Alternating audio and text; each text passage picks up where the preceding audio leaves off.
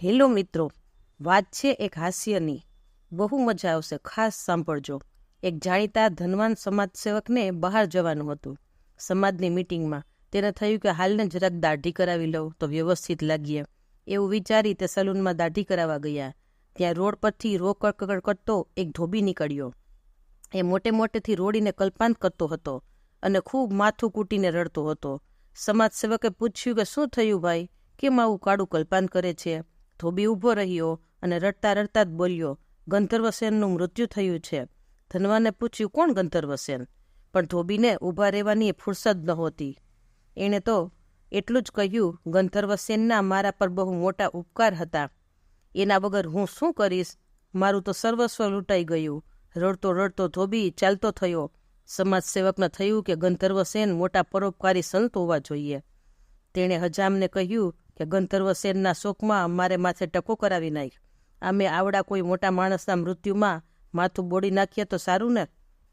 બીજા ગ્રાહકો સલૂનમાં બેઠા હતા. તે બધાએ વાત સાંભળી અને વાત આખા ગામમાં ફેલાઈ ગઈ. બોડાવેલા માથે સમાજસેવક જતા હતા ત્યાં સામે રાજ્યના પોલીસ વડા મળ્યા. તેણે સમાજસેવકને માથું બોડાવવાનું કારણ પૂછ્યું. સમાજસેવકે જણાવ્યું કે સંત ગંધર્વસેન દેવ થઈ ગયા. પોલીસ વડાને થયું કે માનવતા સમાજસેવકે માથું બોડાવ્યું છે તો મારે માથાનો ટકો કરાવી લઉં. અને તેણે પણ માથું બોડાવ્યું. પોલીસ વડાનું બોડાવેલું માથું જોઈ રાજાએ ગંભીરતાથી પૂછ્યું, કોનું અવસાન થયું છે? પોલીસ વડાએ એટલી જ ગંભીરતાથી જણાવ્યું, મહારાજ, મહાન સંત ગંધર્વસેન દેવ થઈ ગયા છે. રાજાએ તરત જ રાજ્યમાં શોક જાહેર કર્યો.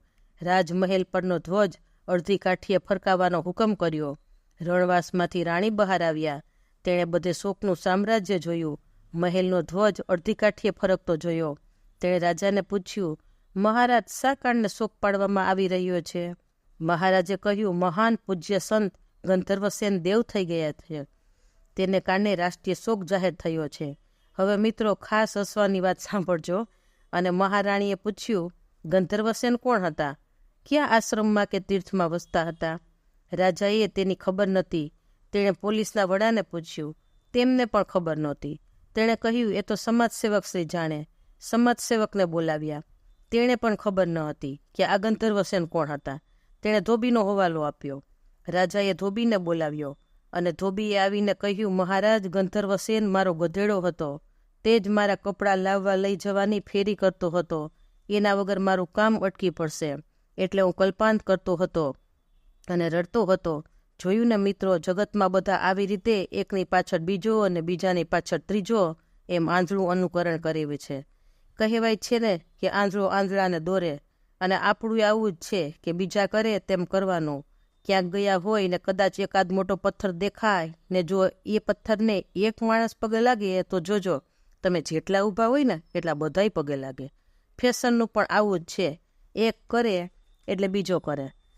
એક દિવસ 5-6 જણા ગોઠણે ફાટેલું જીન્સ પહેરે તો બીજા 500 જણા પહેરે. કેવું લાગે એની કોઈને પડી નથી, પણ બધાય પહેરીને તો આપણે પહેરી લઈએ, એમાં શું? જોયું ને મિત્રો, તમે આખી વાતમાં કે જાણ્યા વગર બધાએ ટકા કરાવી નાખ્યા. પણ વિચારશીલ માણસ છે ને આવું નથી કરતો.